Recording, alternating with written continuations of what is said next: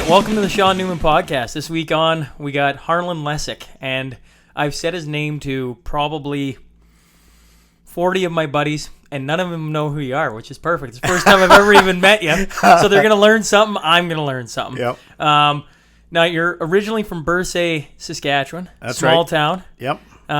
You're a husband, you got 4 kids, you got 6 grandkids, Yep. you're a busy man. On Yep. top of that, you own the Weekly Bean, which is in Kindersley, Lloydminster, and Moose Jaw. Yes, it is. Yep. And I could go down the list of things that you've done in your life, but I'm just starting to find this out as I interview more and more people. Yeah. It seems like you're all the same. You guys just go and you're full of energy. Yeah. Well, you got to be. If you're an entrepreneur and you own your own business, you have to be. You got to have a certain amount of energy, and you just got to love what you're doing and keep going. And that's what I do. Yeah, I love doing what I do and talking and being around people. Cool. Well, I love to go right back to the start. So I want to start with Bursay and just talk a little bit about that. Like you were just saying off air that it's only got like 40 people maybe left living there. Maybe 40 people left living there. There's some farms around there that are a good size, and there's still a strong farming community. But as far as the town itself, there was never very many people in that town. Probably 300, 320 at its max. And we thought it was a pretty good town when we were growing up. We thought there was lots to do. And as long as we had a rink to play hockey in and we had a ball diamond to play ball on and stuff like that, we thought we had the greatest childhood ever. Yeah, absolutely. Well, you're talking to a guy who grew up in Hillmont, Saskatchewan. Okay, they don't even go. register it as a town. It's There a you hamlet, go. I think. Yeah. And it's a farming community. But we've always had a rink. Yeah. We've always had, we had ball diamonds growing up, right? And what else do you need, right? Exactly. And everybody plays everything. And when you have a team, every kid in the town plays on the team. There was no selection or anything like that. You had to use everybody, and you ended up with the team you ended up with. That was the way it was. And so you played your minor hockey there then? Yeah, I played right until I was 15 years old. Yeah. And then at 15 years old, I went to school in Moose Jaw and played with the Junior B team in Moose Jaw. And they were Moose Jaw Canuck affiliated team. And the Moose Jaw Canucks were Junior A team? Junior A team, yeah. Okay, yeah. And that was when the Saskatchewan Junior Hockey League was the Moose Jaw Canucks, the Flin Flon Bombers, Weyburn Red Wings, Melville Millionaires, Estevan Bruins, that group of teams. And they've been around for a long time. Yeah. Absolutely. And that would have been around the time then they were all affiliated with, would that have been later on then? Or would they still been affiliated with the NHL clubs as well? They were affiliated with the NHL clubs back. We were affiliated with Chicago. Oh, Chicago, and, okay. The Moose Jaw team wore the same type of jerseys as the Chicago with the Black Hawk and all that. It was a good looking sweater, and that'd be cool to see. Yeah, it was very cool. Very cool. Yeah. And so, did you play a little bit then with the junior No, club? I never had. My brother did. I had a younger brother that did end up playing with the Moose Jaw Canucks. I think he played for about 14 games. I got called up for a game or two and never hit the ice.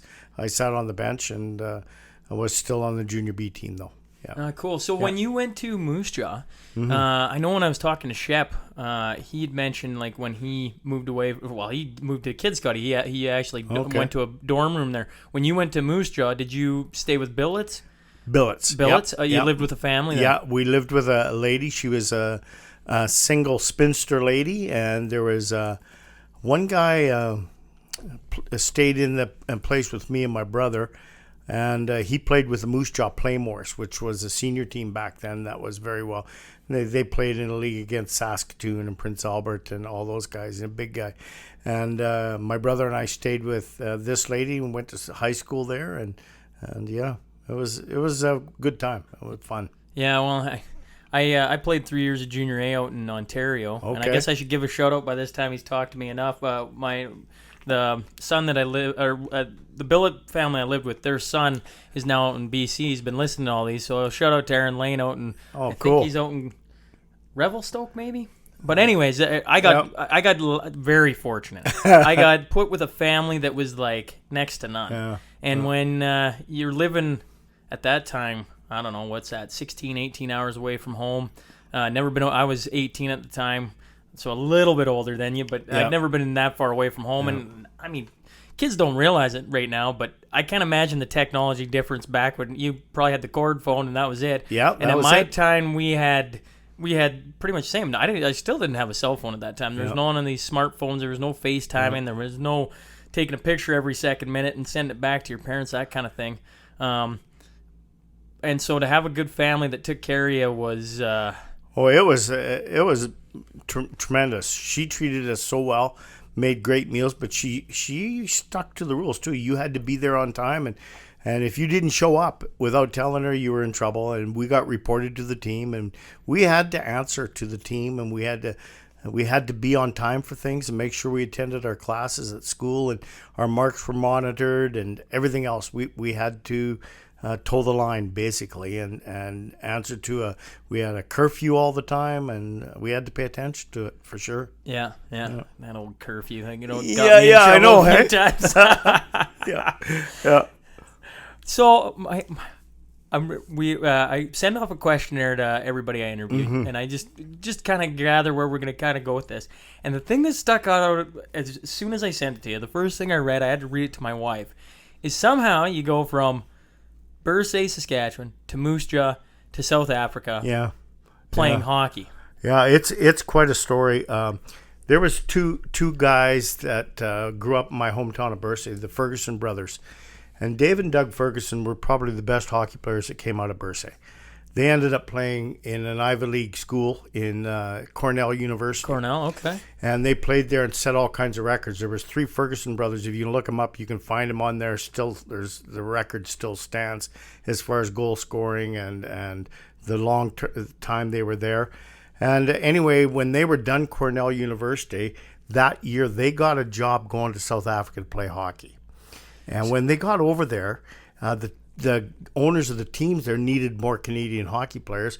So he was a family friend. These twin brothers were family friends. And then they knew our family. They were good friends with our family. And at that time, I was 19, 20 years old. And so they phoned back to Bursay and said, "You guys want to come to South Africa to play hockey?" And I said, "Yeah, sure, let's go." And that's how it happened. So did you have to pay for your flight over there? No, we paid up the flight. We got reimbursed when we got there. And, how much did the flight cost? Can you remember that far back? I don't know. Dad paid for it, so I don't know. I didn't have any money. I was a 19, 20 years old farm kid, and the only thing I took with me was my skates. That's all I took, and a bag of clothes. And I went with Jimmy Rychuk. Jimmy Rychuk was from Prince Albert boy. And Jimmy played with the Moose Jaw Canucks for a few years. And, okay. But Jimmy Rychuk and I went over there together, and we ended up in South Africa. And then my younger brother came a little bit later, about 2 weeks later. I forget why, but he didn't travel with me over there on that first trip. But we got there. There was 4 teams in the league, and they were all based in Johannesburg. We played out on one rink. And how it got going over there, apparently from what I understand with the history of it, it was well established by the time we got there, and they'd been playing for some years. But there was a Canadian team, a Swiss team, a German team, and an Austrian team. And every owner had to take care of getting his own players. So he advertised in Europe or he advertised in Canada, and that's how they kept the flow of players coming back and forth. And it was good hockey. There was players there that had played in the American Hockey League. There was players there like the Ferguson twins and the Swiss team was an amazing team. And it was good hockey, very competitive, and filled the rink. They loved it. How I got to ask about the rink, because I'm sitting there and I'm going, South Africa. Yeah. Like, we're not sitting in the Arctic Circle by any means, right? No. And so, like, is it a big rink? Like, was it a small rink? Wembley Stadium had... I don't think they have Wembley Stadium there anymore. Jeepers, this is a long time ago, like 50 years ago almost. So the rink was established and there for a long time, and it would hold probably 1,500 to 2,000 people. And you guys are packing that? Packing it. And the South African people really didn't understand much about the game, but one thing that you know about the South African people, they love their sports. everything. They're hardcore sports people. Yeah. And they loved the game. They loved the roughhousing. They loved the fights. They loved everything about it. They didn't know much about the game, but they learned, and they came out. They were rabid fans, really good fans. That's crazy. Yeah. Right? Like it. I mean, to go that far south and.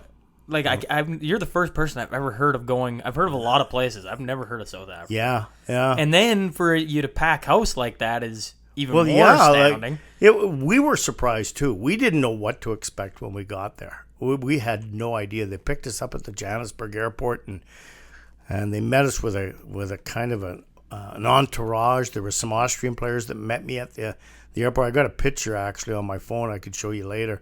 Of the Austrian guys that I got to meet that came out with the owner and some Canadian guys that were there. And they came out and met me and Jimmy Rychuk and took us downtown and got us a place to stay. And, So team took care. They paid for everything? Yeah, they paid for everything. Do you remember, did you have to sign a contract? We signed a piece of paper. It was a basic contract that we were playing hockey for this gentleman. And his name was Jack Furman, Jewish business guy. I think all the owners were Jewish business guys. Okay. And we signed a personal contract to him to play for him, and he owned the Canadian team. So do you remember what your signing bonus was or what your contract was? Do you remember if you're did you work a part-time job while you were doing this? Didn't have to work. Oh, you were making big enough money then. Yeah.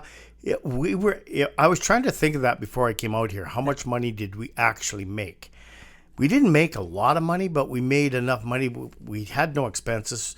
Our apartment was paid for. Yeah. We had to buy our food, and they gave us enough money for our food, but our apartment was supplied to us. And I would say we probably made maybe $800 to $1,000 a month. And that would have been in 1969. Well, you've already outdone me. My first contract and only contract I ever signed paid me €150 a month. I got a part-time job, and they paid for everything else. And I always say the best thing I loved about it. Where was that at? Finland. Wow. And the best thing I loved about it was it's the only time in my entire life I played Junior A for Dryden, and they're by no means a rich team, right? Yep. And then I played for Northland College, which was Division III, and they were by no means a rich team. And then I went over to Rahe, and the best thing about signing the contract was they gave me as many sticks as I could break. I remember writing it in English. Just let me. You're not going to pay me anything. That's fine. I don't want to have to buy sticks. And I always tell the story. I was at one practice, and they were giving me these, I don't know, $300, probably at the time $200 sticks. I just kept breaking them. Yeah. I broke 3 of them, and I remember the GM just cringing a little bit as he gave me my 4th one. Right, but I finally got to let loose because hockey ain't cheap. Yeah. But my first contract, geez, $1,000, that's pretty good. Yeah, I think it was in that range because we didn't have to worry. We always had cash. We always had money. And I phoned my brother even when I knew I was coming out here. Do you remember what we made? And my brother Colin he says, I don't know, but we always seem to have enough money to go to the bar and have a few wobbly pops and enjoy the town and go out and we didn't have to travel anywhere. We lived right in Joburg, so we.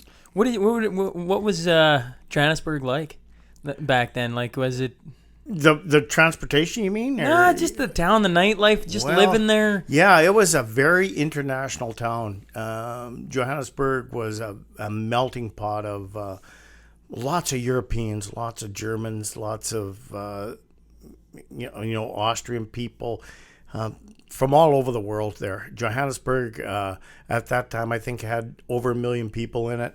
And how was that from going from small towns? And the thing is, apartheid was really, I think Nelson Mandela had been in prison for about 4 years or 5 years when we got there. Oh yeah, right. And so the whole political atmosphere was really so much different. We were young. We didn't know much. We were so young. Some of the older guys on the team were kind of shocked about, the difference between the black and the white and how you had to conduct yourself in the community. I did end up getting a job when I was over there at a sports shop, and I became very good friends with a fella named Vincent that worked in the back shop, and he strung our rackets and the tennis rackets and all that stuff, and I became friends with him, and I was taken aside by the owner, and he says, "You be careful. I don't want you mixing too much with that. Like that we got to keep him in his place, and he knows what his job is." And so what were they worried about at the time? I don't know. Apartheid was a very strict law. They couldn't walk on the same street as you, or like they had to move off the sidewalk when you came down. And we as Canadians, we didn't really know how to act with that, and how to. We just have never seen. I'd never seen anything like that, and I didn't even know it was like that when I went there.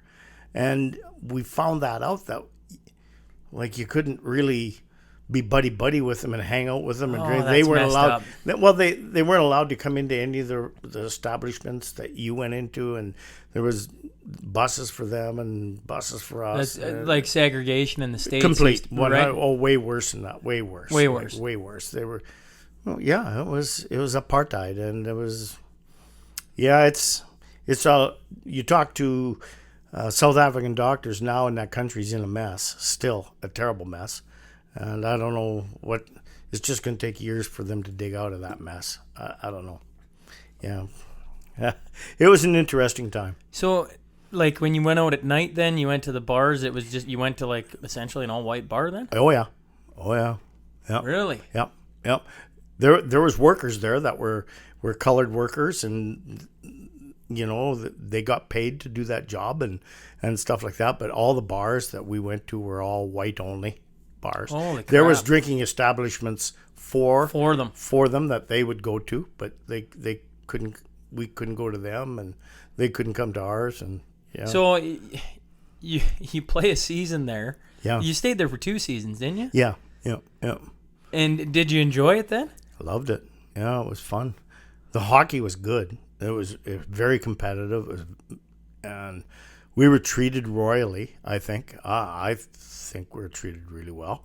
And when you're playing hockey as a kid that young in a town of 1 million people, and you're walking down downtown Johannesburg and somebody recognizes you, you go, that's strange. Because we never had anything like that. We were just kids. We weren't that great. We weren't that good. We were just normal Canadian kids playing hockey, like there was a few of us on that team that were really good hockey players, but most of us were like me, like we're just average. What position did you play? Defense. You're a defenseman. How big are you? How tall? I'm only 5'7". Oh, yeah. You're a kindred spirit. That's all I am. 5'7" and a defenseman. Yeah. So was it a rough game back then? Like was there? Well, we were playing against the Europeans, so. You didn't expect to get hit very often. We did most of the hitting. Yeah. We got a reputation for it too, like of course, being the Canadian team, and we won all the time. Our biggest competition was the Swiss, and we would have 1-2 goal games against them all the time. They were a good hockey team. Very talented, fast, and so 4 teams. Man, that must have been a grind to play the same teams all the time. How many times did you play? Like, what was the length of your season? Do you remember? Oh boy, isn't that something? I can't even. I think probably only about 20 games. Yeah, but you'd still even if it was 18 games, it's still playing the same team 6 times each, right? Yeah, I think of Sask-Alta. I always bring it up. Currently playing, we're down 3-1 to Wahlberg in the finals right now, and that was a rough weekend. But game 5 on Tuesday here, so we get a chance to turn it around. Okay. Yeah. But I remember when I started in the Sask-Alta, and there was like 7 teams, and and at that time you played each other like 4 times or whatever it was, and it's a grind, right? Like 4-team leagues. I know at some point we got to talk about the Wild Goose and everything, right? But like to keep a league going like that when there's only 4 teams, it's almost impossible. Yeah, you're right on the edge. You're right on the cusp of not being able to keep it interesting for fans. And when we talk a little later about the Goose, that's where we ended up there, and it's hard to do. Yeah. So you said you started in Johannesburg, and then you guys moved to Durban? Yeah, there was I really don't know the whole detail between the owners of the hockey teams that they fell on they started to fight amongst themselves, and the guy that I had signed the contract with, he had a personal contract to all of us. So he took us out of the league and moved us all to Durban on the coast. And Durban's on the coast for listeners. On the coast of the Indian Ocean, Yeah. And they had a rink there. But it was... what I want to know is who the heck is building rinks in South Africa? Isn't that amazing, hey? That is amazing. Yeah. You wonder about the game of ice hockey, but that was... keep in mind, this is 50 years ago. That's right. Right? But South Africa had an influx of Germans and Canadians, and they were instrumental in getting everything going. And there was very wealthy South African people that were able to build these facilities. To play hockey. And they'd been playing hockey. That South African Ice Hockey League was around for a long, long time. And we came in. We weren't the first ones there, that's for sure. That's still amazing. Yeah. So how was the coast then? You moved one team out there. What do you guys go do? We all played against each other. We pretended we were like, I'm serious. You went from being teammates to, all right, I'm coming after you tonight. Yeah, we were, and we stayed together and stayed in the same hotel together, and we ate together. We went to the beach every day together, and then that night they'd be on the other team and we'd be on this team, and we'd wear a set of sweaters that were green, and they would wear some yellow ones, and then we had 4 sets of sweaters, and they'd be all switched. It would be the same guys playing against each other all the time. We had 4 teams, and we played 3 men aside. It was 3-man hockey. So you guys played a 3-on-3 league. 3-on-3, just like regular hockey.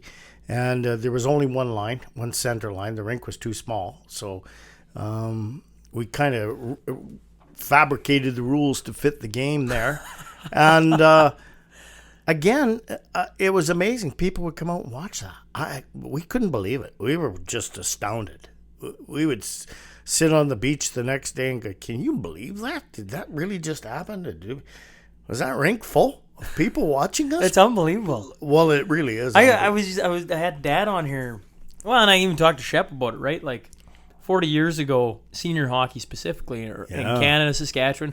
If it was a Friday night, everybody was down at the rink. It's best hockey going. That's right. And now there's so many options available, right? Yep. There's so much good hockey everywhere that until you get into playoffs and deep into playoffs, people they got options, right? They go different places. Yeah. And so it's cool to hear you're in South Africa. Right? It's still blowing my mind a little bit. It does. It's kind of crazy. You were like the original guys then, right? We always talk about the NHL and where would you play and blah, blah, blah, and Tampa Bay, you get to go to the rink in shorts. Like, you guys are the originals. You were walking in the rink in shorts off the coast. Yeah. Oh, yeah. How hot would it have been there? With our temperature, you're looking at 25 to 30 every day. Every day. Oh, yeah. And it cools a little bit down around December, or not December, but in July, it cools down a little bit because it's opposite to us, kind of, and December's your barbecue, and that's what your Christmas is like. It's a Briarflies, and you're having a barbecue in the backyard. And it's but we adjusted and we loved it. They treated us, no matter where we went, they treated us good. We had a great time, and there was occasions when we were in Durban. I remember one time all the players. I think there would have been probably 24, 25 of all the players that were there got invited out to this very wealthy man's place, and we walked into this place and we went, "Where are we? We're like, can this really be real?" And this guy was a multi-millionaire, and we had a barbecue, and he invited all his friends to meet us, and we were blown away. We just couldn't believe it. Were you signing autographs? Oh yeah. They were coming up and they were fans, and we were going, "Are you kidding me? They want my autograph. Like anywhere. I should have asked you this on the phone before we brought you out here. But as you can see on my wall, I have all my jerseys from where I played. It's the only one I still can't find, and I said it on the last podcast. I still haven't had anyone reach out. Is a red Blazers jersey from back in the day. Okay. I played my midget hockey. Well, all my minor hockey in Lloyd. Yeah. Minus when I was really little. Then I was in Hillmont. But did you keep a jersey from over in South No. Africa? Can you believe it? No, I didn't. I know. It's one of my biggest regrets. And I never kept any of my jerseys anywhere. Really? No. You got to be the first athlete I've met that is... It's ridiculous, isn't it? I even had like Ken Rutherford on. Yeah. The first episode, he played for Lakeland volleyball, right? And I go, "Do you got a jersey?" "Oh, yeah, I got my volleyball jersey," right? He couldn't find it, and then he calls me a week later and goes, "Oh, yeah, I dug it up. I found it," right? You got to be the only... You played over South Africa. The only thing we brought back, my brother and I... Oh, my gosh, this is just a crazy story, but it was late one night, and there was a bunch of us guys sitting and having a few beers, as you do, and looking for something crazy to do. And they're putting in... There was a new hotel that opened... I shouldn't say that... I wonder what the statute of limitations is on something. Anyway, so there was a new hotel... that was opened at the Johannesburg airport. Okay. And there was a flagpole out in front of that hotel, and it had a flag on it that had a flag of every country showing that there was one of these hotels in. Right. And it was massive. And we figured it would be a good idea to go get that flag. And so we went and got the flag. Which country? This is in South Africa where we went and got the flag. But the flag had... A flag, all these flags sewn together of all. You mean the flag had all the flags in it? All the flags in it. It had a big South African portion to it, but then it had smaller portions of where these hotels still got it. We don't have it anymore, but my brother brought it all the way back from South Africa in a big suitcase, and he brought it home. I don't know where it is now. I asked him, "Do you still have it?" And he says, "No, I don't have it. I don't know where it is." But we ended up going over there, and there was 6 of us went over there in this Ford Anglia little 4-door black thing, and we piled out of that thing, ran up in front of that hotel, and there was, "What are you guys doing?" And one guy pulls out a knife and goes, "Cut," and that flag comes flying down, and we take that flag and throw it in the car and drive away. Are you kidding me? I wonder what would have happened if you would have got caught. Well, can you imagine? Like I don't know. Like, it's just one of the stupid story that we did. Oh, you're just young kids, right? Well, just young kids, just having fun and laugh so hard, get in that car and drive away, laugh and go to the apartment. And we're unfolding this thing and looking at it. And it is enormous. It fills the whole apartment. So we have to fold it all up and get it all folded up so we can put it away. We were scared for a week after that. What if there was anybody that saw us or recognized us? But there wasn't. There was nothing. Yeah. We were okay. I don't think Canada's going to extradite you for that. I don't think so. I hope not. Yeah. No, it was just one of those things. Yeah, and we laughed about it gave us food for a lot of good laughs there for the rest of that season. Yeah. And so you didn't go back for a third. What made you? Well, it was my wife and I separated in South Africa, and she went on her way and I went my way, and that's when I went over. Well, to we should Europe maybe to play. bring, like, you had a kid over there, didn't you? Yeah, I did. Yeah. Desiree, and Desiree lives in BC now, British Columbia. Yeah. And she's my oldest daughter, and So we're you still were- in touch. Yeah. So you were what, 20 when you had her? 20 years old. My wife was 19. Yeah. And she was over there with you. She was over with me. Holy moly. Yeah. Like it was. I can't imagine our parents even said that would have been okay and I can't believe her parents allowed her to come go over. Yeah.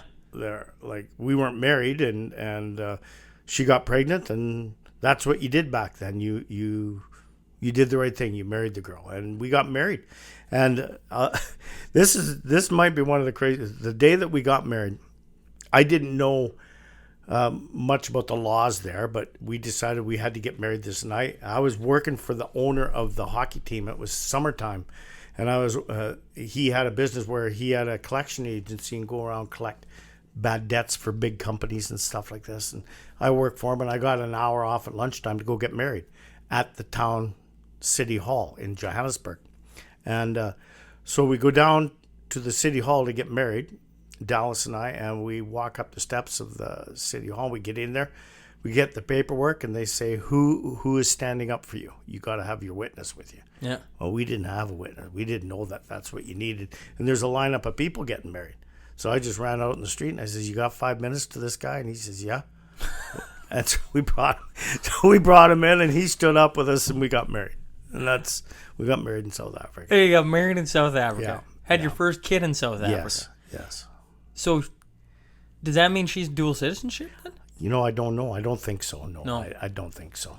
I don't think she pursued it, or I'm sure she didn't. And she stayed in South Africa with the mother for another year and a half or 2 years, and then came back to Canada. And been in Canada ever since.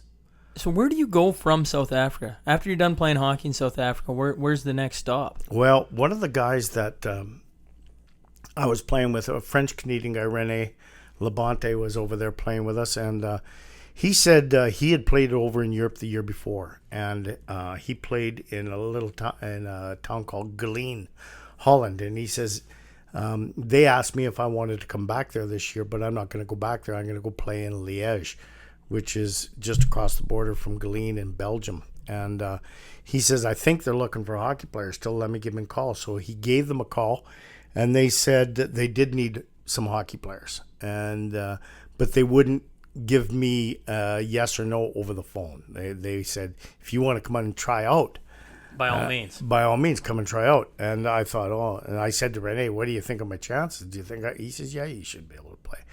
And so when we were in South Africa, they had to give us a return ticket back to Canada as part of the agreement for internationally. If you're bringing somebody to play sports, you got to give them a ticket back home.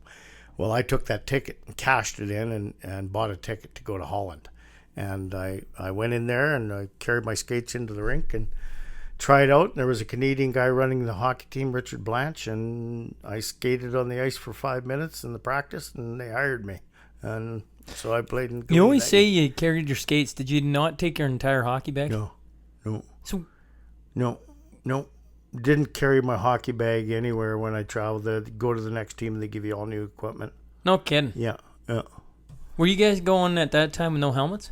Yeah, a lot of us did. Yeah, mostly, most of us. Some guys wore helmets. How about the tenders? Were they the goalies? Were they wearing They helmets? wore like Scotty on our team. We helped them make those form-fitting masks. And we do it. We stayed in when we were in Holland. We stayed in a place, the YMCA, and Scotty was there, and we helped him make a mask. He showed us how he greased his face all up with Vaseline, and we laid the fiberglass on it and form-fitted it to his face and give him a straw to breathe out of, and we made mask for him. Yeah, and yeah. That's unreal. Yeah, it was. And Holland was a great place to play. It was amazing. They treated us great.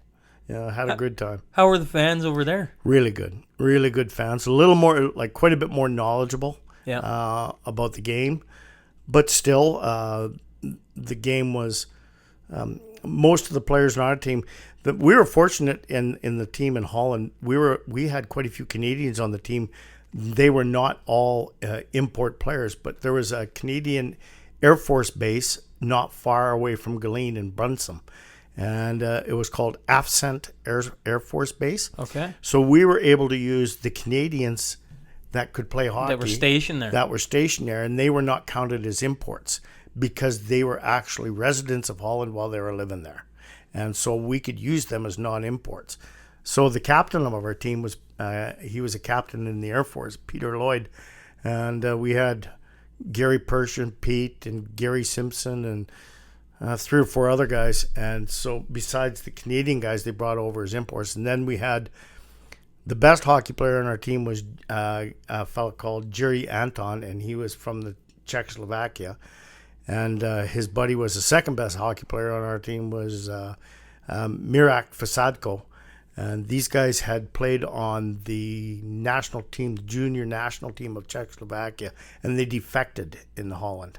And they were on our team. And when I went back to Holland for my reunion here, Yeah, well, and and I should tell people that's how I found out about you. Ken had given me the newspaper. I read it. Oh yeah. The Lloyd newspaper in town did a little article on you going back for. I can't even. How do you pronounce it? Galeen? Galeen, yeah. Galeen Smoke Eaters. Yeah, the Galeen Smoke Eaters. They were named after the Trail Smoke Eaters. Trail Smoke Eaters had won an international championship over in Europe, and I don't know the year. Okay. But Galeen is an industrial town with some smokestacks and stuff. And they liked the name the Smoke Eaters. The Smoke Eaters. So they took the name and called the Galeen Smoke Eaters. And now they're just called the Eaters. That's what they call them now, is the Eaters. And so there's an article written in the paper. I read the article. It was fantastic, right? It was a good article. I just went, there's so much more than this story. Like, they rattle off 7 things in there, and I'm like, each one of those could be a story. Yeah. And it had to have been surreal. So you go back for their 50th anniversary this past year, right? Yeah, in 2018? September I went, and it was the 50th anniversary of the team. I didn't play on the team in the first year it was formed. Okay. But I played on the second year, and there was only from our original team there was only 5 of us that came. But there was, but still, from all 50 years, there was guys coming back for that. Lots of Canadian guys and good hockey. Still to see 4 other guys from when you originally played there, and we hadn't seen each other since. Yeah. Like I got the jersey sitting right behind you, my Dryden alumni jersey. I went back to Dryden actually in 2018 and got to see guys I hadn't talked to. Well, I played there in 2004 to 2007, so it had been over 10 years since I'd seen some of those guys. That's special, isn't it? Oh, absolutely. Just sit and you never get 20 guys from a year to come back. It's impossible. Never. But there was probably, I think, 5 to 7 guys that I played with, maybe closer to 10. Yeah. And just sitting around and the stories and it's something that I'll never forget, right? Yeah. I just can't imagine getting invited back another 20 years from now and getting to do the same thing, and right, the cool thing is, as you well know, Europe is one of those places. It doesn't change a lot. Like that, it was old when I was there, and it's still old. Yeah. And you go back, and the streets are the same, and the buildings are the same, and so it felt like when I got off the train, I caught the train from Amsterdam down to Galeen, and I got off the train and walked downtown and felt like I hadn't been away. It just felt like I know that building, and I know that building, and it was, I was just there. It felt really good, and I didn't feel out of place or anything. I just felt like this is my town, and it was a lot of fun. How long did you go back for? I was there for a week. Yeah. And did they? I'm assuming they had an alumni game, and I didn't play in the alumni game. My knees are not. I can't play. You don't play anymore. Then? Don't play anymore. Oh, you don't play anymore. And I want to play because, like, my buddy Gordy Redden plays, and I want to go out and play with those guys and do that. Dad's playing with the. What is it, over 60's on Tuesday, Thursday mornings? Okay, yeah. He just started, and I actually talked to him a little bit about on here, right? You get to see, Dad took a long time off from hockey and then get back into it.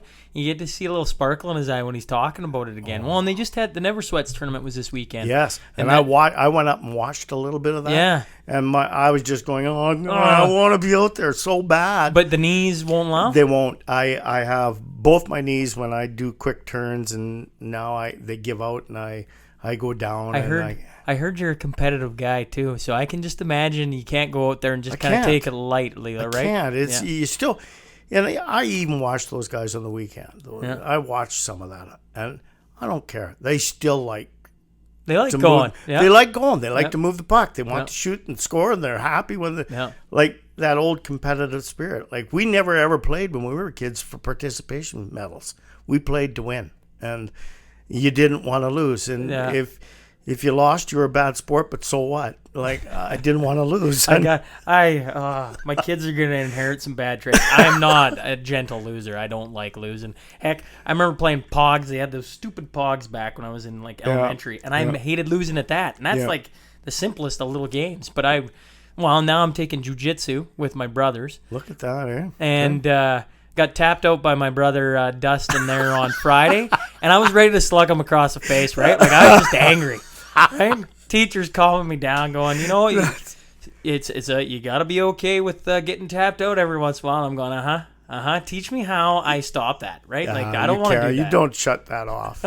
You don't. And I'm glad. I'm the same way with golf now. I'm in the same, like, I play for fun, but I also play to win. I hit the holy grail this year.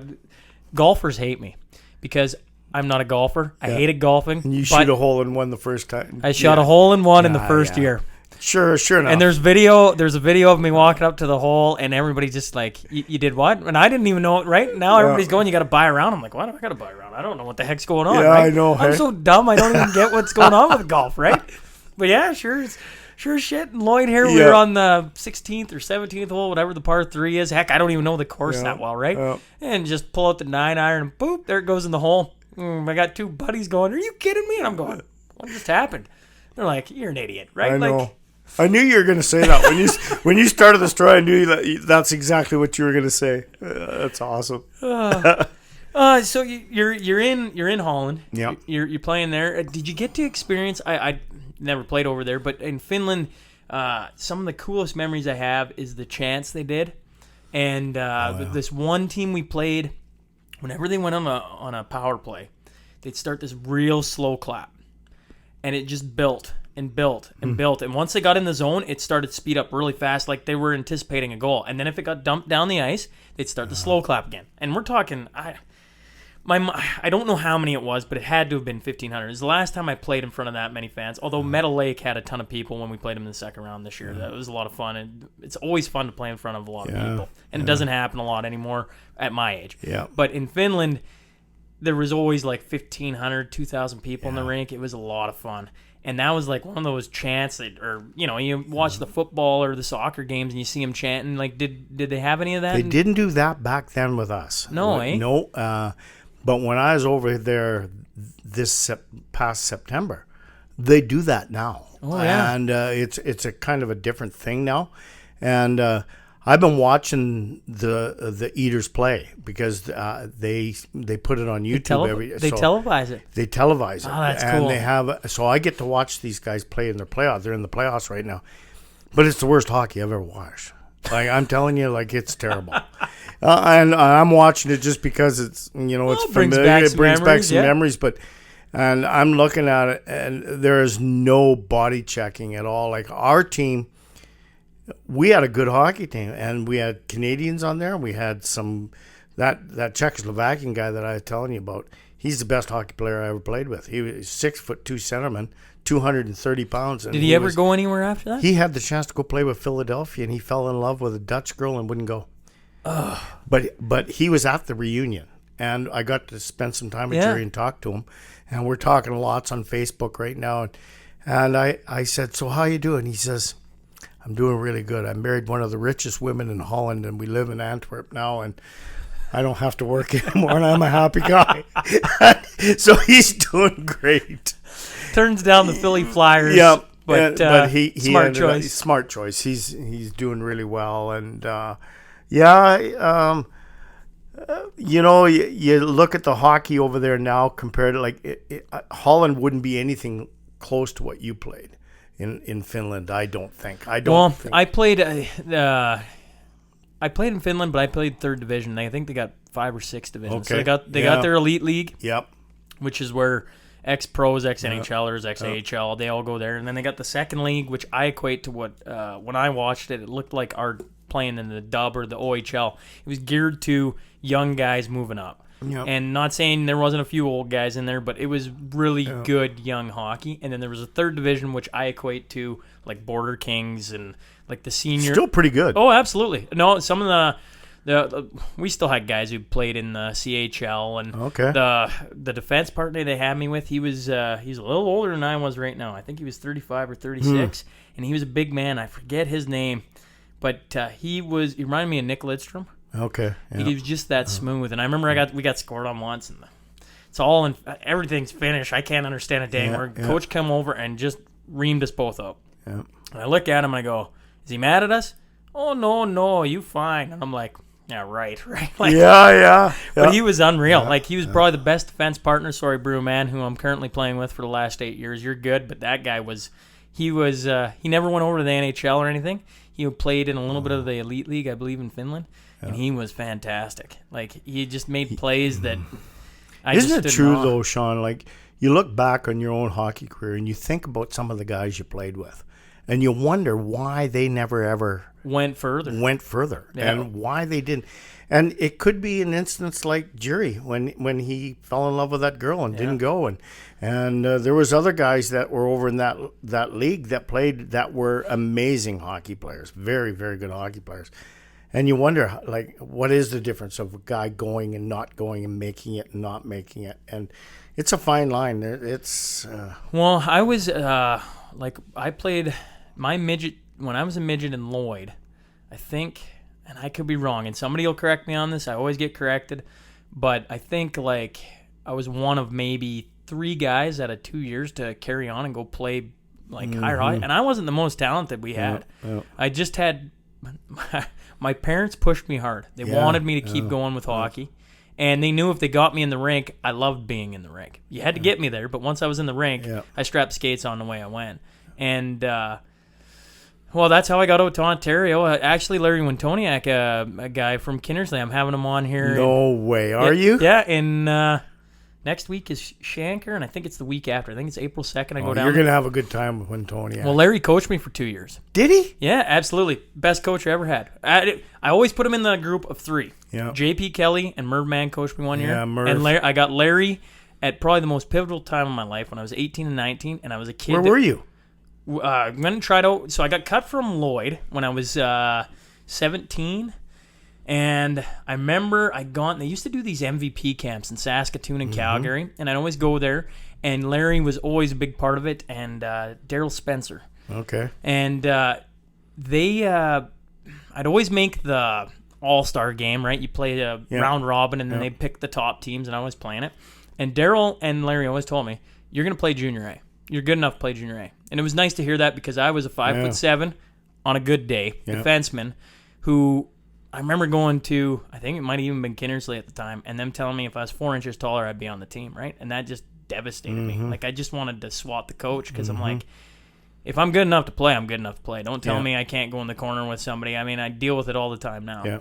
But anyways, I came and tried out for the Blazers, and they cut me, and I had a letter from Laurent to go down and try out for Larry. Oh, it was time. Larry when he was in Laurent. Yeah, so I went down there, and I was the last cut. I stayed there for a month, and they kept a local guy, and basically what Larry told me is he's like, I'd like you to go back and play one more year, and then next year come back, and you'll be on the squad. And well, what happens? Larry gets let go from Laurent, goes out to Dryden. I didn't have any inkling of going out there, and as soon as he wasn't in Laurent, I didn't have any real get up and go out there. I'd been at the time, Bonnyville had put me on their short list, so I was like 11th defenseman. They wanted me to come try out, but no, I don't know. I kind of just fell off the map. We had a bad year in midget, so I just was like, I'm done with hockey. I think I'm just gonna work, and then as fate would have it, on a Friday, my dad calls me at work. I was working at West Cam with with my best friend Colby Mann at the time, washing semis. And I get a phone call from my dad, and Dad goes, "You're not going to believe this, but Larry Wintoniak just called me. You remember him?" And I said, "The coach from Laurent?" "Yeah, he's out in Dryden." I said, "Okay." "Yeah, he wants you to come play there. You want to go?" "Yep." Walked into the boss's office, said, "I just got an offer to go to Ontario. I think I'm going to go." And he said, "You'd be dumb not to." "Okay, sounds good." Quit my job, buzzed around to about 4 friends that hated me for a while after because it was just such a shock, right? I'm just out of here. I just packed my bag, drove 16 hours, pulled in the Husky. They fed me a meal. I met my billet family that I lived with for 3 years. I got lucky because they were amazing, and got to play under Larry for 2 years. And he took me from a kid that was, more worried about chasing women and drinking beer on weekends to. I still admire him as I never got to play for him. I got to watch him coach in Kindersley. Yeah, and I still see Larry on a regular basis. Yeah. I work in Kindersley every week for a couple of days, and Larry and I are always talking. We see each other on a regular basis, and he's helping out with the team. He loves the game more than anybody I have ever known in my life. Like he got let go from the junior Clipper team as the head coach and opened his own business, and then he's got a gym in town, right? He's got a gym in town, and now he's back with the team. Yeah. working as an assistant coach. And he just loves the game. He loves kids. He loves young guys. He looks after them, and he turns them into men. No, is absolutely. what he does. He demands a lot. He believes what he teaches 100% of the way, and I admire him a lot. Yeah, well, I finally got to play one more year for him. Yeah. And when I talked to him, I'm going to mention this. I got to play 1 year for him with the senior Clippers. About 3 years ago, he picked me up for Senior A provincials. I remember that. Yeah, and I played I forget who we beat the first round, but we beat him.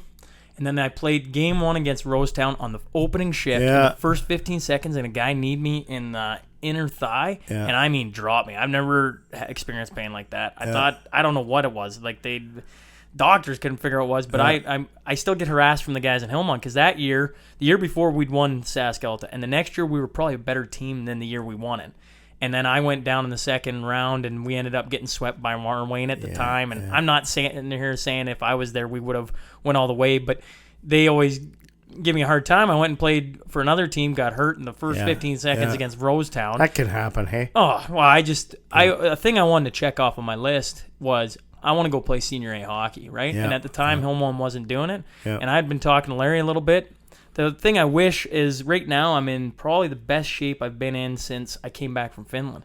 And every year I played for Larry, I was never in tip-top shape. Even my 19-year-old year, we went to the Dudley Hewitt Cup for, if you win that, you go to the Royal Bank Cup. And I still wasn't in great shape. It was the year after I was in phenomenal shape and was leading the league in scoring at one point, right? But never for Larry. And I always... in my head, I go, why did I do that? Because Larry was that good, and he deployed you that well in the systems, and he just made you believe in everything the team. Yeah. So he comes on. Phenomenal guy. Yeah, he comes on in a couple weeks here. Oh, that's cool. Yeah, I'm gonna have to. I want to get him talking about the Thunder Bay Bombers and all the old stories. I went out to Thunder Bay when he was playing with the Thunder Bay Bombers. Did you really? And I was working for the radio station in Kindersley when the Kindersley Clippers were playing Senior A or Triple A or whatever it was. And they traveled out to play. We had a great team lined up to go out to Thunder Bay and play them. But at the last minute, a lot of guys jammed on us and didn't join us and didn't come. But I went out as part of the radio crew, and we went out to T-Bay. And when Toniak was playing for T-Bay, when I was doing radio back then, and I didn't know that when he moved to Kindersley, and then we started talking. He says, "Oh yeah, we played against you guys out there, and it was a great experience." Yeah, it's funny how the hockey world is small that way. It's small. It blows my mind all the time how small every the hockey every world day. is. When you're talking hockey with people, you knew that guy or whatever, and you're always gonna end up knowing somebody that you maybe didn't know that were even in that town anymore or anything like that. So I wouldn't mind. You're talking about radio, and I'm curious about it. So you did radio for 4 years? Yep. For what radio station? Rosetown. Yep.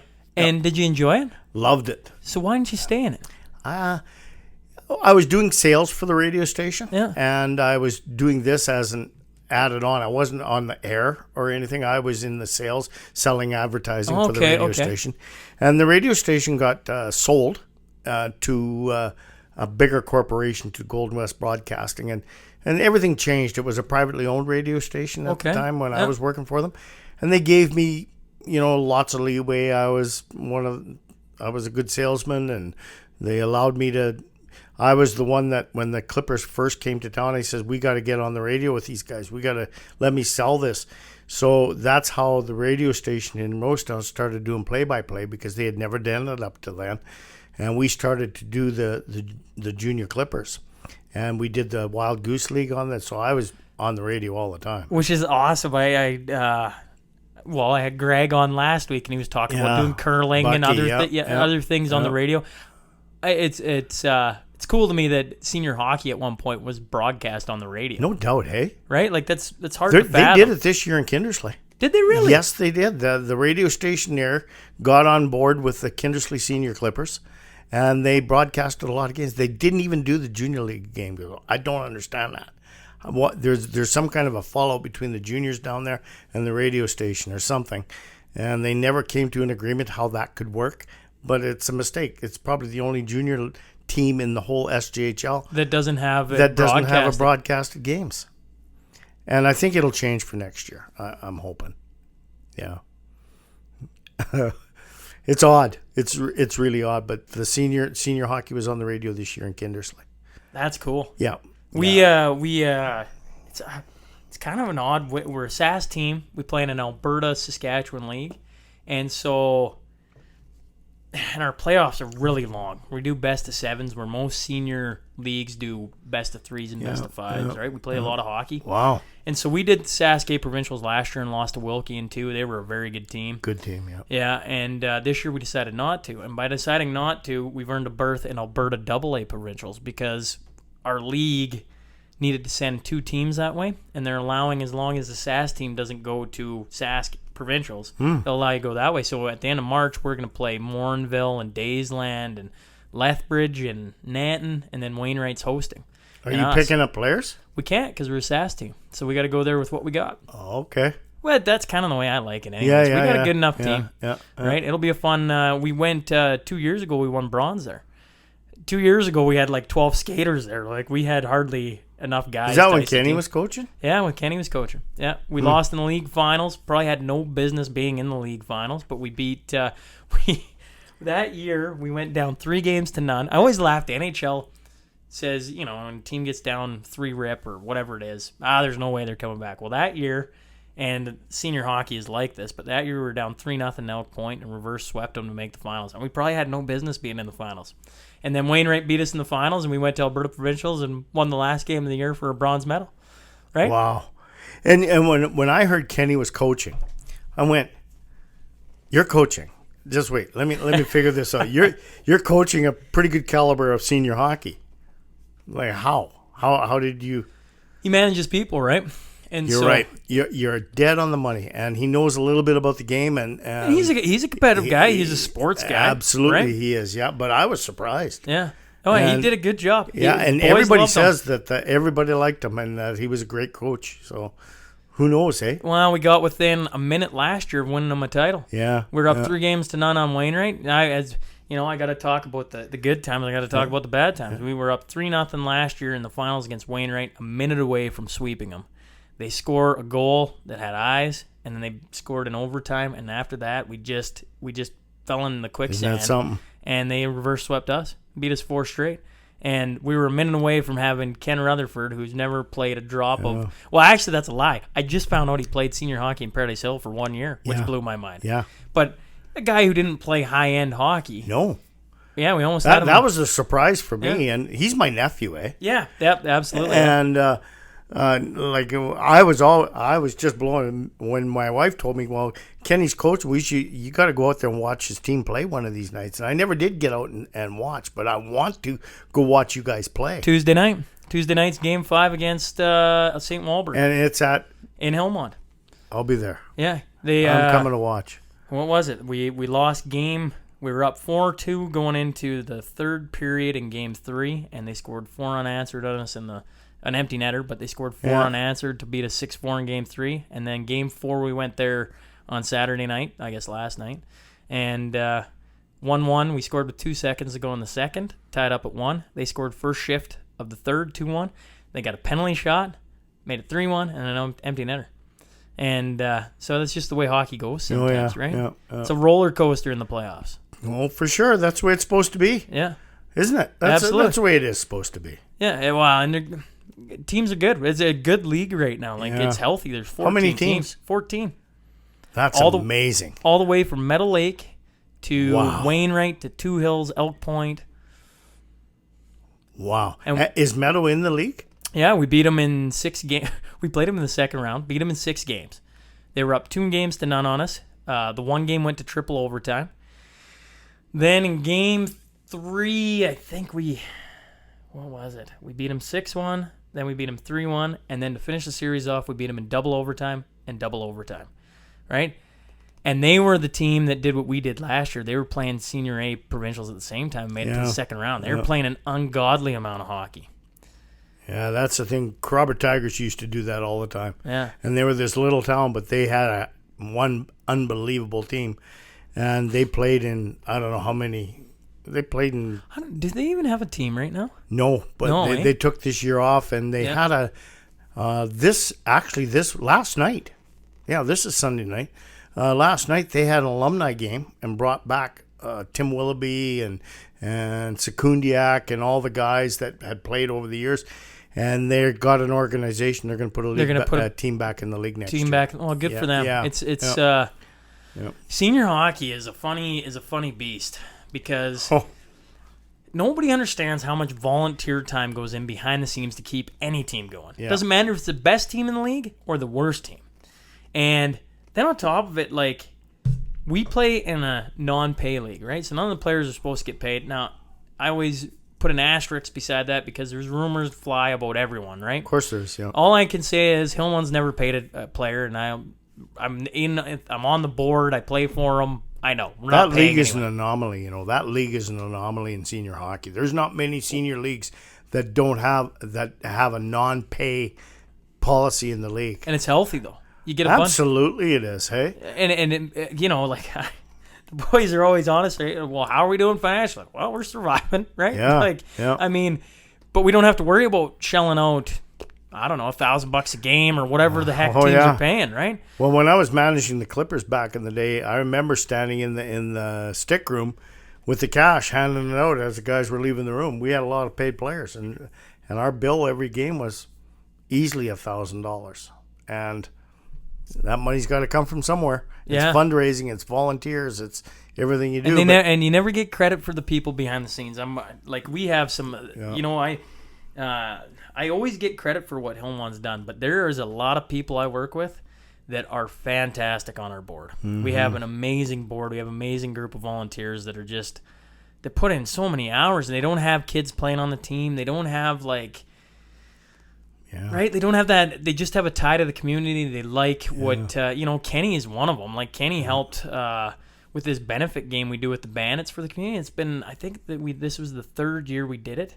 And every year it's made roughly $20,000 in one day. Amazing. Unbelievable, right? And that's going to some family that's in, and that's just by having the senior hockey team and tying it. We Greg Buchanan and the Bandits come out for that one. Yep. And Kenny's not the only one that helps. That, like, Maureen McEwen goes around getting donations from everybody. And if I'm going to throw those two, I got to throw out, like, Norm Jans has been the manager there now since I've been there. So 8 years, probably 10 years. He's on the original board, right? Like, just does things for the team and doesn't have a kid playing on it, right? Like, it's just cool to watch. It is, and be a part of and be around. It's fun. It's what keeps these communities going. You have that team out there.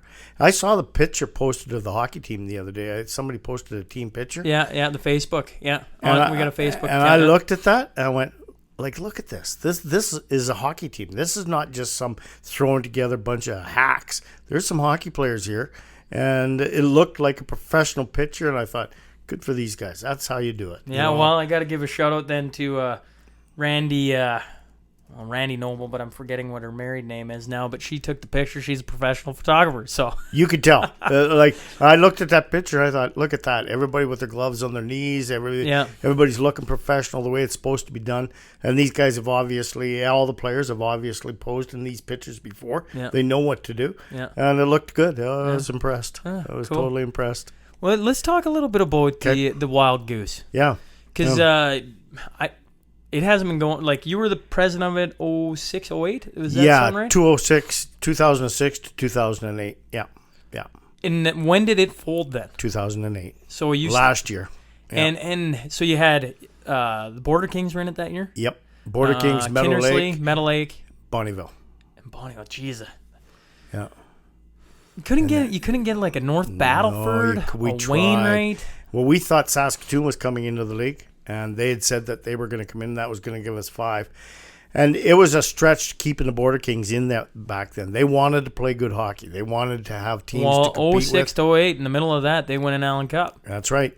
And they wanted competition. They wanted to play good hockey. Yeah. And I didn't blame them. Like, we needed to get more teams. So we thought we had a meeting in Battleford, and we talked about the possibility of getting Saskatoon. So it was approached, and they said yes, and possibly even North Battleford coming back into the league. And North Battleford got back to us within a week and said there was no way they could get enough guys committed. And Saskatoon folded too and said they can't do it. So we were stuck with 4 teams. And that's when the Border Kings decided that they would join the Chinook. Yeah. And we had another meeting saying, can we keep this going at 3 teams? We all decided no. We just can't keep it going at 3 teams. And that's when the league ended. Yeah. It was unfortunate. It was a good hockey league at one time, and one of the best senior leagues in Western Canada at one time. Yeah, but I think it's Wilkie's Rink that they've been going for 100 years. I think so, yeah. I think there's a sign there when we played there, yeah. and that always amazed me. I got to try and track somebody who's been with Wilkie for a while. Well, it's going to be a say. Yeah, you're right. You're absolutely right. It'll be a say, one of the says for sure. It's amazing to me that they've kept that going for 100 years. I know, hey. We're at year, what are we at? Year 11, I think, at Helmond. Yeah. And that's a feat, I think. You guys could get hockey on no radio here. You could do it. You think so? Oh, absolutely. Why not? Anybody listen to a senior game? Sure they would. Surely, yeah, I think they would. They did back then. In the old Goose, we had lots of followers. Really? We had lots of people listening to Who was back in that day? I mean, the Kings probably would have been winning that league then.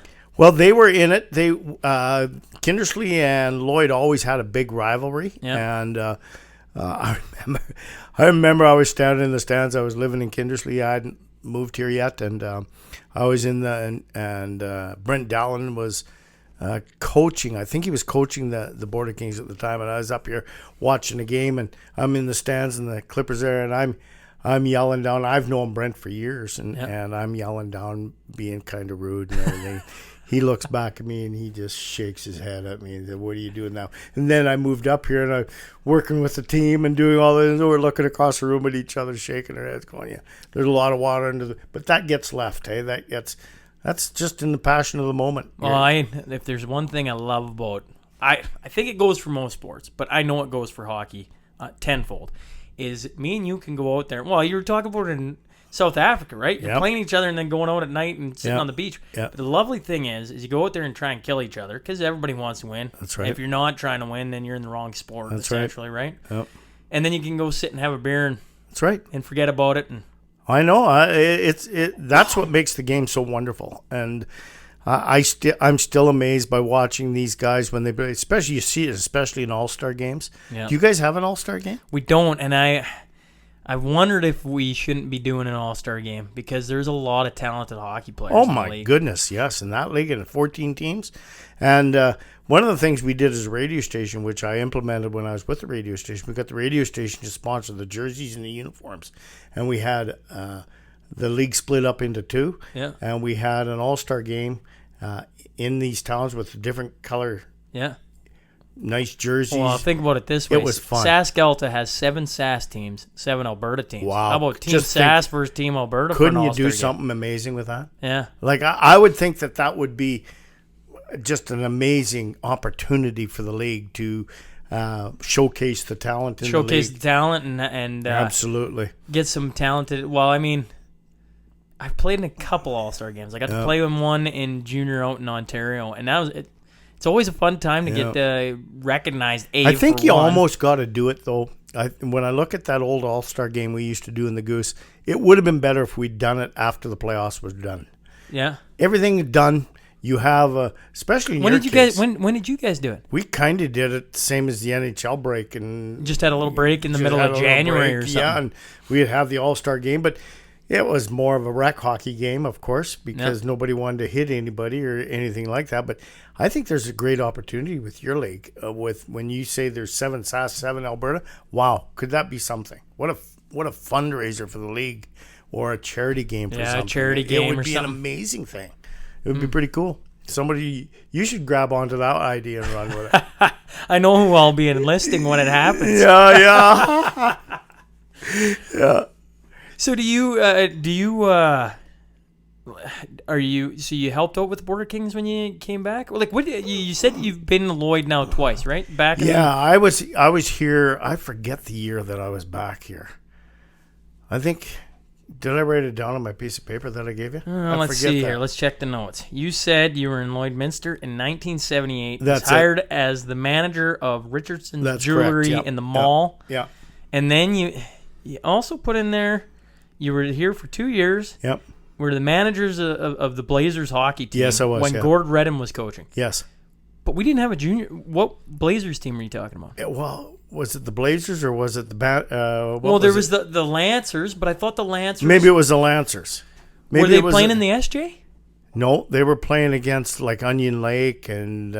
So was that Junior B then? Junior B, I think, is what it was. Yes, and Gordy was coaching, and Gordy was coaching. Yeah. You know the fun fact about, and you probably remember this is, and I'm excited to talk. Gord's coming on here in 3-4 weeks. Oh, from now. he'll be middle of April. Yeah, he'll be fun. And he won up until 2014 when we won the Sask-Elta. He was the last guy or last team on the last team in Hillmont that had won it. It was 37 years before, and it was 1978. 1978 is when they won. The Hillmont All Stars won the league the time before. I've seen the newspaper clipping. It's pretty cool. Yeah. And Gord had just come from playing, some very good hockey. Yeah. He was a great hockey player, and I think he's got a messed up back right now. He's hurting, and I don't think he's playing with the Never Sweats right now. But he plays every week still. Yeah, he's Dad talks about it. Yeah, yeah, and he's always saying, "When are you going to come out? When are you going to come?" I said, I can't. I'm not going to be able to. But you should give him a call and come Tuesday night when you come out to Hillmont. Gord's always at the rink. I'm doing that. Yeah, I'm doing that. I'll go out. I'll go watch the game with Gord. Yeah, absolutely. That'd be fun. You make sure after we win that you come up to the dressing room and you have a beer, because you got to see the dressing room upstairs. Absolutely, yeah. I'd love to have you up there. That'd be fun. I'm looking forward to it. I'll be there. Yeah, I'll be there for sure. Yeah. So in '78, you come back. You're managing Richardson's Jewelry. Yeah. And I got to know some of the guys. I was at the rink watching games and stuff like that, and they needed a manager, and so I decided I would help out. What the heck? Why not do that? And I wanted to stay connected with hockey, so I did that for 1 year. 1 year? Yeah, and we had a guy that was on the executive of the team. He worked for Husky Oil or something, and I remember I had to get all the players' cards signed, and I had to get to Calgary with these cards and signed, but they wanted to leave it to the last minute because they had some guys coming that they thought.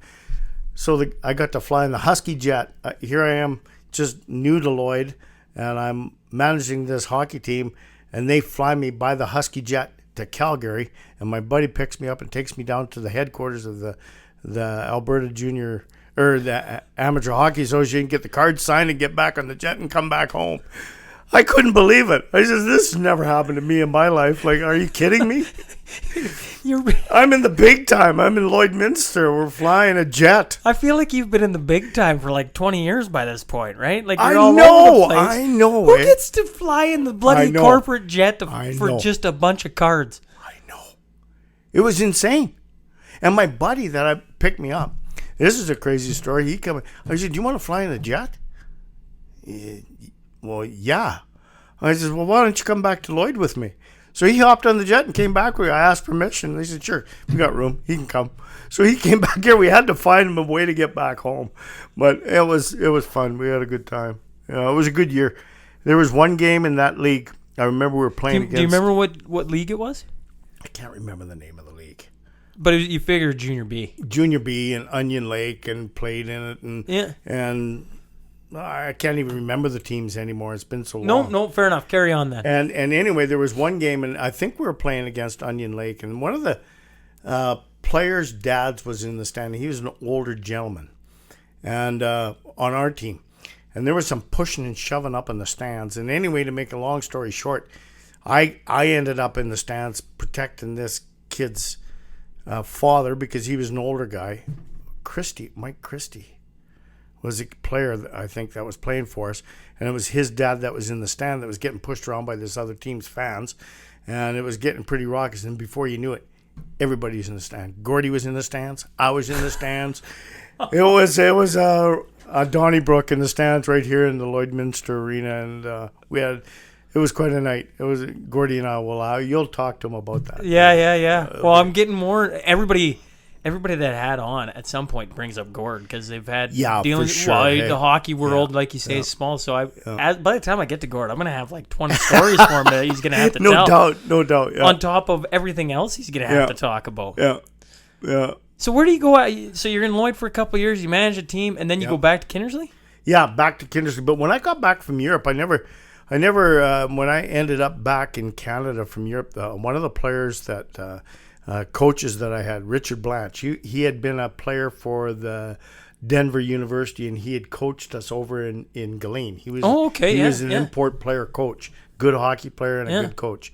And anyway, 2 years after that, he only coached us for 1 year over in Holland, went back to Canada.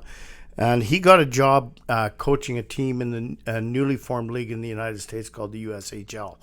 And like the USHL that's still going right now? Yes, it is, but it wasn't a junior team back then. Okay. It's now a junior league. Yeah, it's now a junior league. And the USHL, we had Milwaukee played in it, and Thunder Bay and Chicago, and Waterloo, Iowa, and Sioux City Musketeers, and it was a good league, and there was players, a lot of Canadians down here playing on that. A lot of Americans, but a lot of Canadians playing on that team.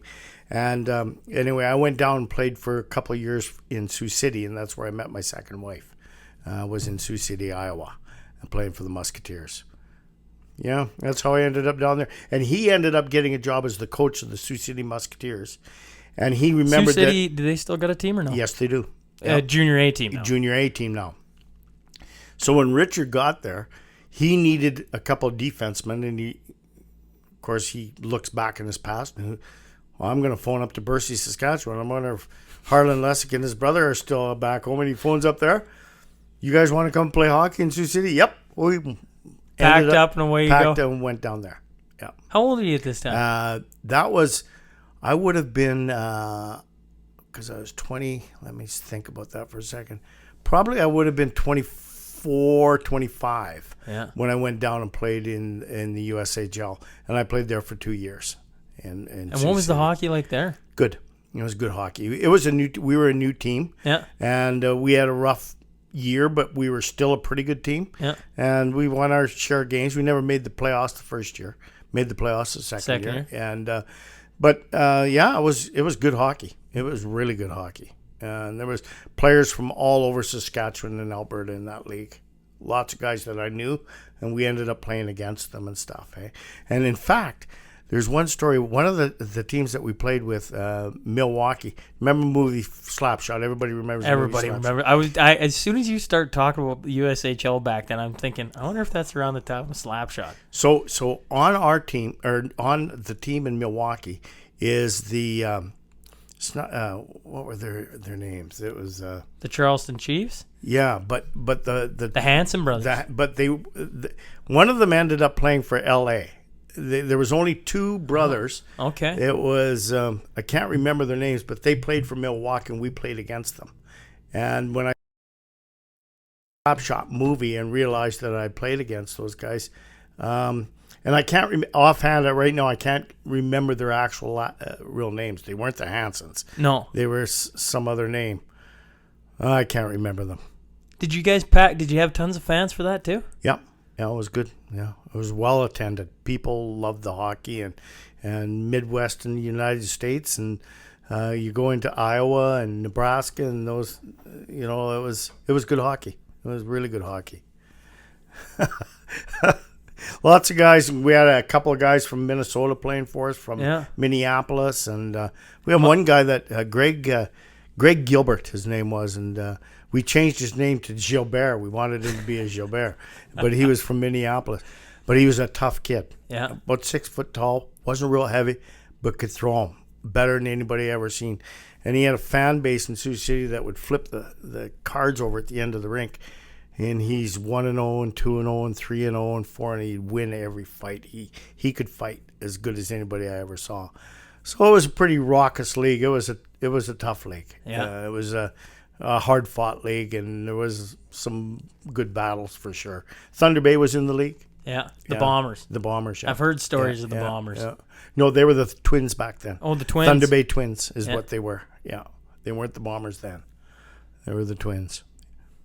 And I don't know We'd go into Thunder Bay. Sault Ste. Marie was in the league. Holy crap, you guys did some travel then. The owner of our team bought a DC-3 airplane and painted in the team colors. You got to be kidding me. No.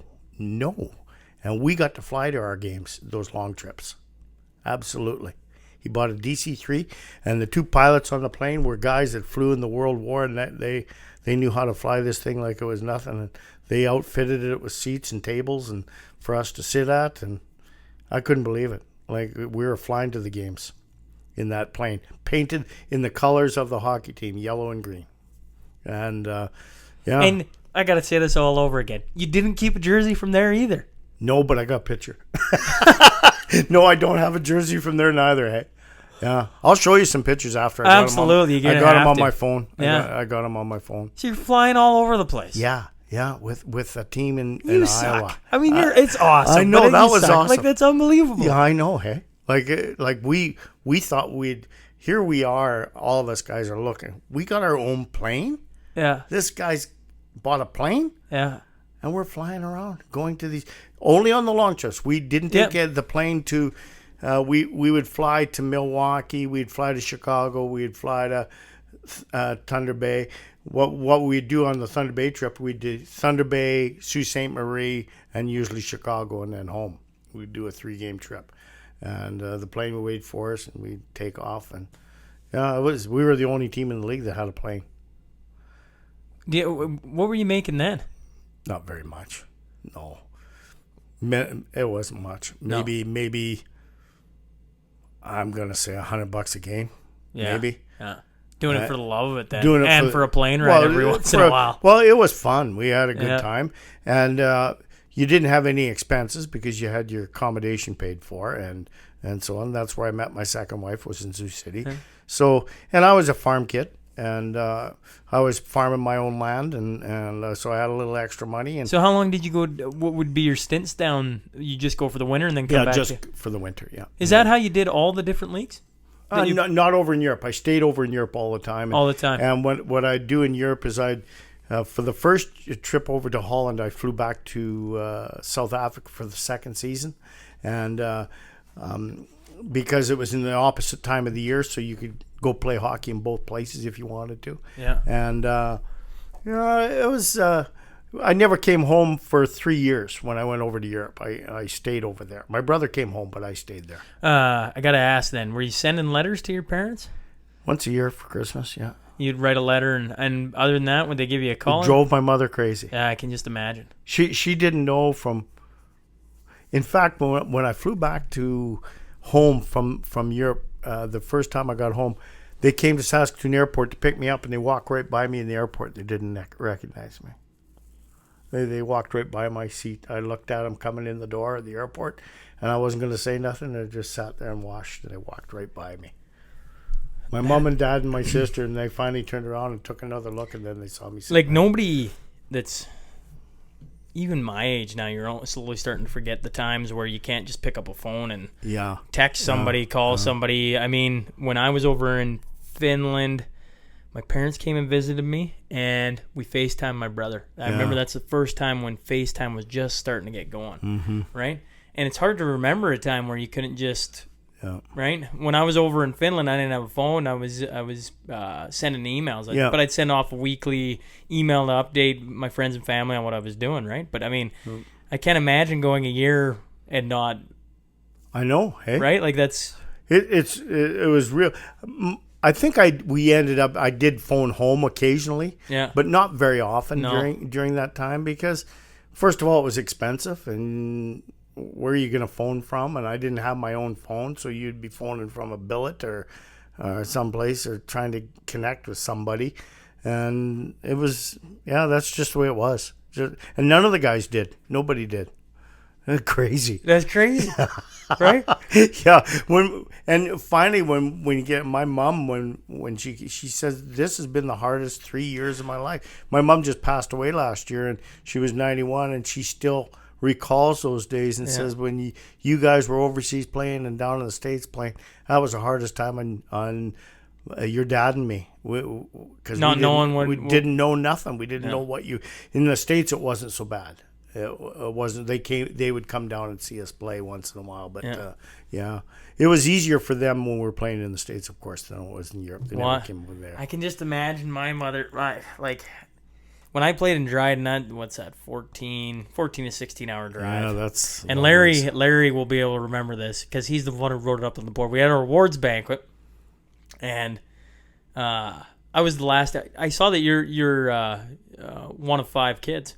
Yes. You got 4 siblings. Yes. As do I. I was the youngest. Okay. So, but when I left the house, they were empty nesters, and it used to drive me nuts. Yeah. Mom would come to every game in Ontario. Think about that. From little town Saskatchewan. She'd drive, she'd fly, she'd whatever. And one time she flew to Thunder Bay. We played 2 games against if it was the North Stars or the Bulldogs, I can't remember.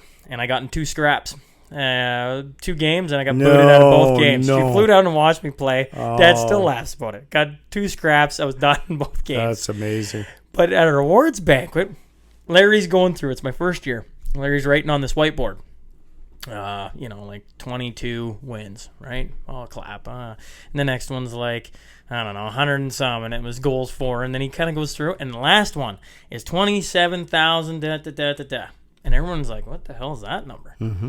The amount of kilometers Newman's mom drove to come see him play. And my parents were sitting at the awards banquet, and I'm just like, yeah, that's pretty much right? Like, she didn't miss a game the first year. It drove me nuts because I'm like, I'm supposed to be living on my own here. Like, just leave me alone. Let me. How old were you? I was 18. Yeah. Yeah. So I can imagine you disappearing for a year with a letter. I know. Right? Like, when you're 18 and 19. And not only that, their granddaughter was born over in South Africa. Oh, yeah. Like, it drove them crazy. It literally drove them crazy. They didn't know what was going on half the time. I'd phone and they'd ask questions, and I'd bring them up to date once or twice a year, and that was about it. Yeah, it's amazing that that's the way it was. It just, I don't know. Yeah. So you marry an American girl, and then do you bring her back to small town Saskatchewan? Yep. I'd like to point out I married an American girl. I married my wife is from Brooklyn Park, which is a suburb of Minneapolis. Okay. Because I went to college in Wisconsin for 4 years. Midwest gal. Yeah. Yeah, absolutely. And I brought her up and stuck her in a little tiny town of Hillmont. We renovated my grandparents' house, and I'm sure she was thinking, like, I can just imagine what she was thinking. Yeah. Now we live in Lloyd, right? Yeah. But she's a volleyball star. She was very, very, very talented in college, right? But how did... She liked it. You farmed it this time? Yeah, I was farming, and we actually bought a house trailer and moved it into Lucky Lake, and we moved in Lucky Lake, Saskatchewan. Yeah. And that's where we lived. She worked at the school, and I coached all the hockey in Lucky Lake. I coached for 3 years there. They hired me to coach all the minor hockey. Right up to the seniors, and I played and coached on the seniors back in Lucky Lake in those days. So you played for Lucky Lake? Yeah, for the Lakers. Yeah. And now I can't remember. That would have been after I came back from Iowa, from Sioux City. So that would have been in. Oh shoot! I can't even remember the dates that would be, but. Like we had, of course, a small town Saskatchewan. You have all the minor hockey, the little tiny tots, and so I had assistant coaches with every team. So I would go on the road. had a commitment that I had to travel with all the teams whenever I could. So I tried to split it up and travel with we had a juvenile team, we had a midget team, we had a bantam team. Holy moly! Yeah, it was busy. I was on the ice every day. Yeah, right after school, right until 8 or 9 at night, every day. Every day, all winter long, and coached all the hockey. And I'd have my assistant coach with me on the ice, and we would work out the stuff, and he would go, okay, this team was going here, so he would be the guy going with that team, and I'd be going with another team. So we tried to split it up all year long. And it worked. It worked fine. Yeah. Yeah. I heard, I was talking to, who was it? I was talking to Dean Dorsett today. Oh, yeah. And he said you ran a shoe shop? Yeah, I had a shoe store in Kindersley. Yeah, I had a shoe store in Kindersley, and that was when the mall first opened in Kindersley, and I'd moved there to run a jewelry store. I'd moved to Kindersley to run a jewelry store from Calgary. And the company that I came to work for in Kindersley went bankrupt. And somebody bought the jewelry store and didn't include me in the action. So I ended up being in Kindersley and moved to Kindersley. So I'm probably missing a step here. So you go in Lucky Lake. You're doing everything Lucky Lake. And then eventually you get to Kindersley? Yeah, it was after that. I'd gone from Lucky Lake after the farming got there was too many brothers and not enough land, so somebody had to leave. So I left Lucky Lake and moved to Medicine Hat, Alberta, and I started working at a jewelry store down there, Richardson's Jewelry in Medicine Hat. And there was a... Do you remember why Richardson's Jewelry? Why Medicine Hat? Well, it was just I was looking for a job, and I had a friend that had moved to Medicine Hat, and they liked Medicine Hat, and it was a great town to live in, and I just said... Okay, so I took my wife from Iowa and we moved to Medicine Hat and I found a job. And I got to work with JR, James Richardson, and I worked for him for, I think, 3 years. And then Tony Dice, his brother-in-law, had a store in Camrose, Alberta, Richardson's Jewelry, and they're opening a new Richardson's Jewelry here in Lloydminster, and they needed a manager. So you moved to Lloyd to manage it. So I moved to Lloyd to manage it, and that's how I came with my... But I had a history with Lloydminster before that. Like my uncles used to live and work for Nelson Lumber way back in the, I think I wrote it in there. 50s and 60s, I think is what you said. Yeah. And we used to come up here all the time for trips to visit my aunt and uncle. And so even back then when I was a kid, it seems like I've had this connection with Lloydminster my whole life. Like right from when I was a little kid, coming up here to visit to Lloydminster to see my uncles. And then I came back here before to run Richardson's Jewelry, and then married a girl from Lloydminster, and we moved away from here, and now we're back here. What did you move to?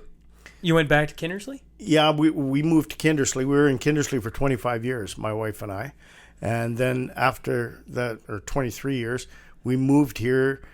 Because my wife wanted to come back home. Her mom got sick and wanted to come back home. And we thought, okay, well, and she wanted to go to college here at Lakeland and take some classes and stuff. My daughter and her moved up here. And I kept the house in Kindersley. I'd travel back and forth and come and see them in their apartment. And then we said, this ain't working. So I sold the house in Lucky Lake in Kindersley, and we moved up to Lloyd. I bought a house in Lloyd and started my paper up here. I'd been running the paper in Kindersley and Moose Jaw. And when I got up here, I said, I might as well just start another paper. I'm up here all the time anyway. So we started the Bean here. And we've been going for about 18 years here in Lloyd now. And how many years have you been running the Bean? 22. 22. Totally, yeah.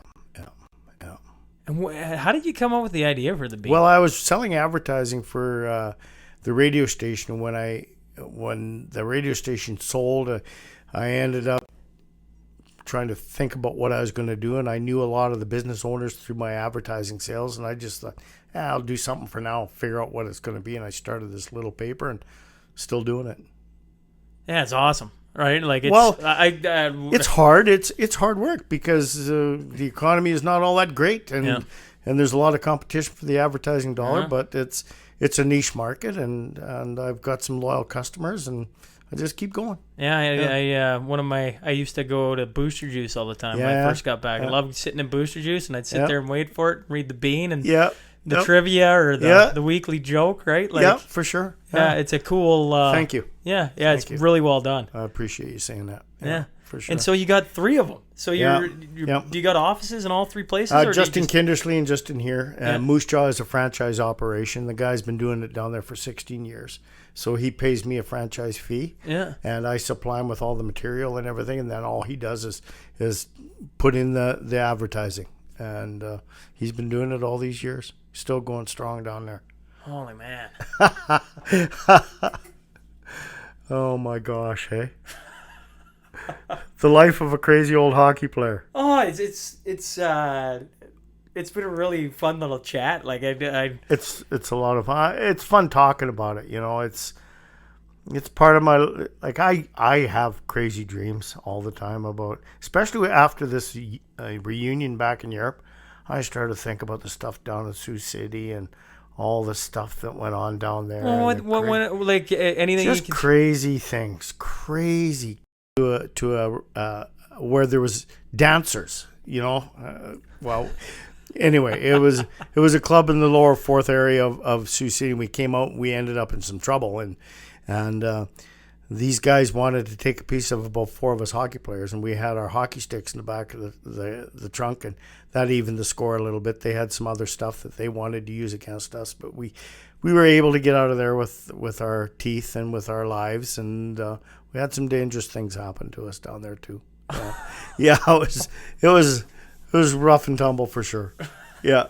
But a good time. Sioux City was awesome, and I met a great gal, and unfortunately the marriage didn't work out, but I got a beautiful daughter, and out of that relationship, and great memories from playing hockey in Sioux City, and came back to Lucky Lake and ended my hockey playing days pretty much in Kindersley. When I came back, I played old timers in Kindersley when I moved there, and finished off playing. I heard, and I don't know if this is true or not, so I'm going to throw it at you. What are you going to say? I heard you could pee over a bus. Okay, I knew. Did Dorset say that? Did Dorset say that?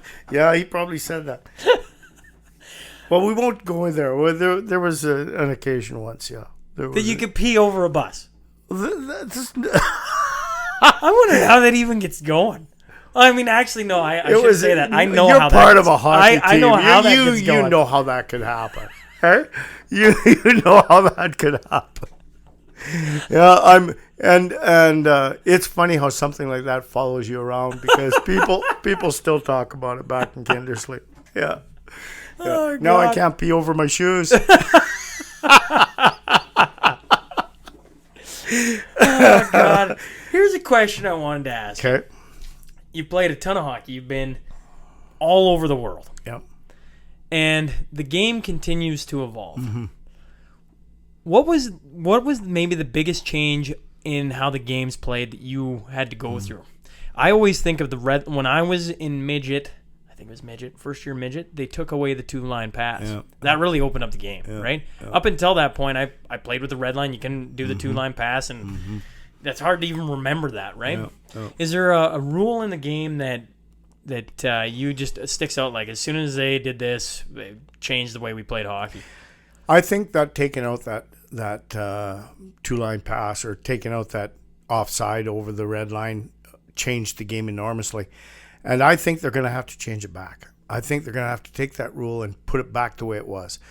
Because now we got these guys, and I think there's going to have to be some changes about making the ice surface bigger. The players are all bigger and faster now. Yeah.